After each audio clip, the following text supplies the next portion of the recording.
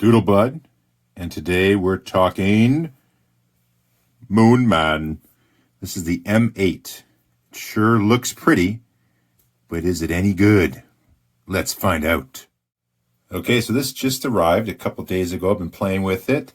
I'll tell you what, this thing's sure arrived quick. I ordered this right at the end of the year, around, I think it was the 29th or 30th of December 2020, and it arrived a couple days ago, so I would say like January 11 or something like that. So that's pretty quick. So I've ordered a bunch of stuff recently.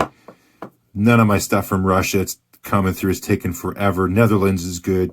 Some parts of China are super quick right now. So thumbs up there. But back to the pen. That's the most important thing. So I got this one because I've seen this pen around a lot. I've actually even seen it when we used to do pen meets. I got to check one out. There was a sparkly version of this. Thought it was super pretty, and I don't have anything with flowers on it. And I thought, let's do it. So I get the pen, and I see it, and I go, that is so pretty. Look at that. I don't know if you can pick it up with the light, but there you go. You can just watch some of these dots right here. They kind of sparkle, and they go away. Oh, the lighting's terrible. But, they show up, then they vanish. Oh, yeah, look down on my thumb there. That one's got some nice kind of sparkle flecks to it. So super pretty. So I like the look of it. I don't got anything with flowers on it. I think that aesthetically looks very nice. Let's run through it really quick. So a screw cap, standard cap, clip, pretty stiff. That's a pretty stiff clip. Threaded cap liner, pretty light. It's got the Moonman logo there in the nib. If you can see that, it's a fine. I can't remember if this even had an option or not. Best case, you could do extra fine or fine. So this is a fine. So that's one little thing. Doesn't have a ton of nib options, but although I'll show you, rip the sucker apart, you can swap nibs out pretty good. Threads to go onto the cap. I'll talk about that. Then you got the rest of the body. Unscrews. And your standard cartridge converter. There you go. So those are the basic parts of the pen. We've all seen that before. Oh, let me do this real quick. One nice thing, it comes apart quite easy. So this is a screw in. Bye-bye, pen parts. Bye-bye. We'll bring them back in a bit. This just unscrews, so you can actually buy full nib units that just screw right in and do that. So that's always nice for cleaning when you can take a pen apart. That's cool. That's how things don't roll away. You just put them like that. Good idea, hey? Then you can pull this out. So if you don't have strong hands, you might have trouble with that and think, oh, this thing, mine's not pulling out. Just maybe ask for help. But if you got fairly strong hands, it's a good tight fit, which is nice. So you just got your collar. It fits in. I don't know if you can see on that collar again. It's, you can just barely see it. But here it's just, they carve out a little bit of material. And on the top side, that's not there. So that lets you know which way this goes back together. I'll put that back together a second off camera. So anyway, so those are, here they are, pen parts of the Moonman M8. So I'm going to ink it up now. Just thought I'd show you. This is the random ink I bought on AliExpress. Carco's Violet fountain pen ink with a crooked label on it. I got a few of their colors. Nothing too special other than this one. This is a cool color. Oh, let me... I really shouldn't even show it. It's not that exciting. But anyways, if you want to see what the nib looks like with a little ink on it. Can we focus? Whoops. There you go. It's a really nice purple. You're going to see that. So inked up. I'll wipe this off and let's get ready to see how it writes, the most important thing. So here we go with a quick writing sample. So this is the Moonman M8. A lot of M's here. Multicolor. Can't remember if it has the O or just the U with it, the Canadian style. Probably drops the U in their actual description. Multicolor pink. Oh, running off the camera. Flower. And as you can see, got some cool pink flowers and other colors too. As far as nibs, I mean, it's a fine nib. It's quite firm. There's no action on it, you know. That's really just adding extra ink flow. I can't remember who makes the Moonman again. I think it's Bach. I can't remember. I should write this down before I do a video, but I just kind of wing it. But I'm sure someone will comment and let us all know. So it keeps up just fine. Nice and wet, good level of wetness. It writes fine. It's not like an amazingly smooth nib. I have fines that write smoother than this, but it's not bad either. So it's, I would say, neutral. It's just a regular fine nib. Let's see how we do with some printing. Brush printing. Oh, let's do a quote. Again, I should have prepared. But, oh, I got one. Am I vibrating? I think I'm bumping the tripod here. 1, 2. Whoops, that's bad.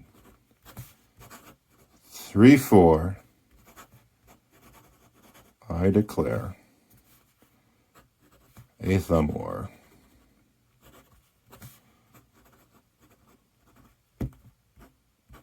2 exclamation points. So yeah, let me give you a close-up here.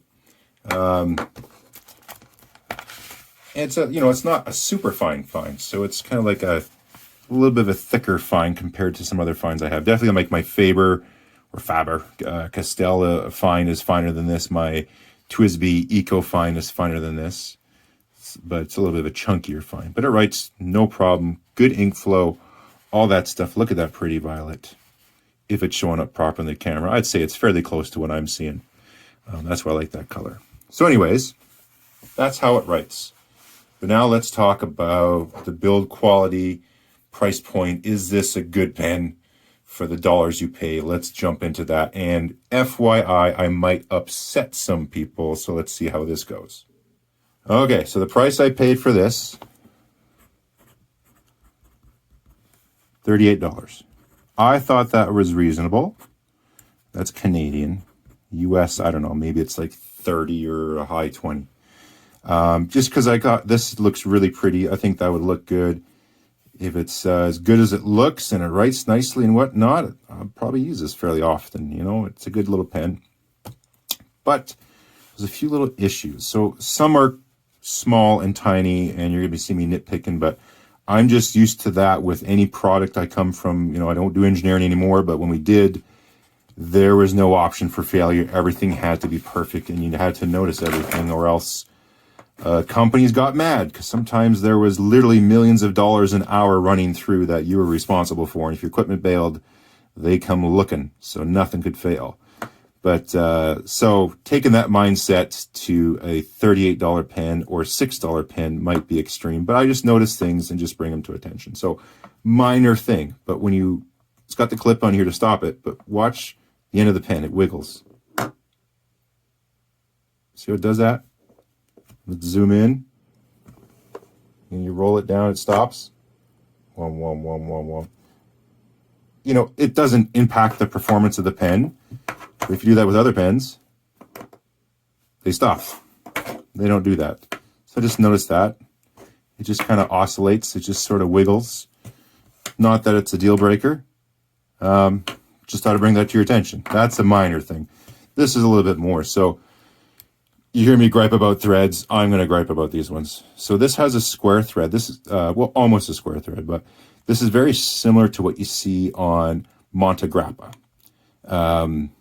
which I think it's kind of cool. It looks nice, but just if you unsnug this a touch, that, you know, in the machine shop, if you're doing a quick threading job and you really didn't care because you just had to hold something down temporarily, the technical term for that type of threading is called a rattling pisfit.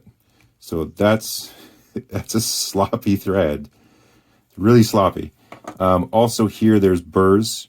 So it's tough for you to see on the camera, but when you feel them, when they threaded the material, I think this is too coarse of a thread for this type of material. I just don't think it can handle it. It's not the right stuff. But there's some burrs on here. You can maybe see it. It's sticking over past the edge. So a little something like that.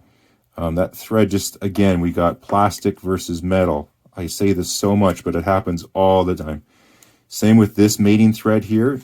It you can feel the grinding as you do it. Same thing, the classic rattling pivot, as they call it.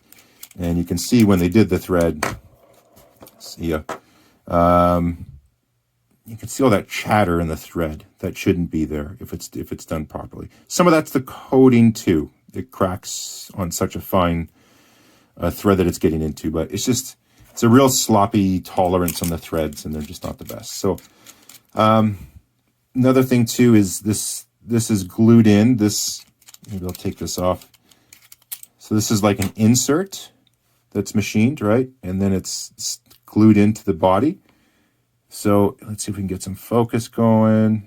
It's always the greatest challenge on a video. Oh gosh, that's worse. There we are. I don't know if you can see that. There you go. You can see that gap in there. So this is when they part the piece, the thread stops, and they didn't do a great job. And there's a gap in there. You can stick your fingernail in. With the lighting, it's tough to see. But there's a little hole kind of gap in there, and it shows when the pen is closed. And then also, too, just how it's put together and the looseness of the threads shows up when you put the pen together. So you can, again, depending on focus, contrast is tough, but you can start to see some of that in there. It's just showing. And also, yeah, there, and you can see it more now there, too. So this just should have gone down a little bit deeper to cover that up. And then because the thread is fairly loose, it also, the cap is a touch crooked. Very slight, but I notice these things because I'm a psycho. And also, too, classic mistake is we got metal, we got plastic. There's no stop for depth. So if you got heavy hands, you could just keep turning and turning, and you're going to screw this thing up. So when you do that, you have to stop from over threading, or else you're just going to rip this thing up too. So those are a few things where if this pen was, I said it's $38. If this was a $6 pen, an $8 pen, whatever, how much can you get for that? Well, actually, you can get some good stuff for that for $6. This is the Jinhao 51A. I feel this is made way better. Okay, a little burr action. Some people got really mad at me for not giving this the review they wanted, or people get mad sometimes from pen reviews. It's kind of crazy. Whatever. They're just pens. You don't have to agree with me, right? But this is $6, and this is a better pen. As far as build quality, this maybe looks prettier to you. Maybe you don't like the hooded nib. That's different stuff. But as far as how this thing is built and the craftsmanship, I would say this pen is better than this guy here. And also at that price, see the wobble? No wobble. For that price, now you're opening yourself up to compete against things like a TWSBI Eco. Really good build quality. I got a couple of them. You can have a Noodler's Ahab or some other Noodler's pens. Is it amazing? It's amazing build quality, but no, but I don't like this clip. But other than that, threads are decent. Are they super tight? No, but there's a few extra little things that are right on this versus even, it stops, it's proper. That are a little better on this pen than here. I can't remember how much this guy is, but maybe you can get a Fountain Pen Revolution pen. Those are pretty good. Here's a fully one, almost the same price. I think I spent $35 or $36 on this one. Nicer threading, better build quality, just feels better in the hand when you tighten it. You're not over tighten it. I think it's going to last longer. Same kind of nib setup too. So it's just at that price point, you really have a lot more competition. And I just think for that price point, the build quality should be a little bit higher. Now, it still looks cool, and this might be your favorite pen, and you might not agree with me and be upset. That's okay. That's cool. Who cares? It's just me. But I just thought it would bring these points up. I think they have better pens than this one. The M8 maybe just isn't their strong suit. I know there's, is it the M2 or the C2, the clear one with the eyedropper? I don't own one. I was debating that pen or this pen. I think I should have got the other one. I think the build quality is nicer on that. So they have other pens I feel are better build quality than this particular one here. Again, that's my thought. You might like it, you might not. If you don't, I know you'll leave a comment, and that's okay too. We don't have to agree on everything.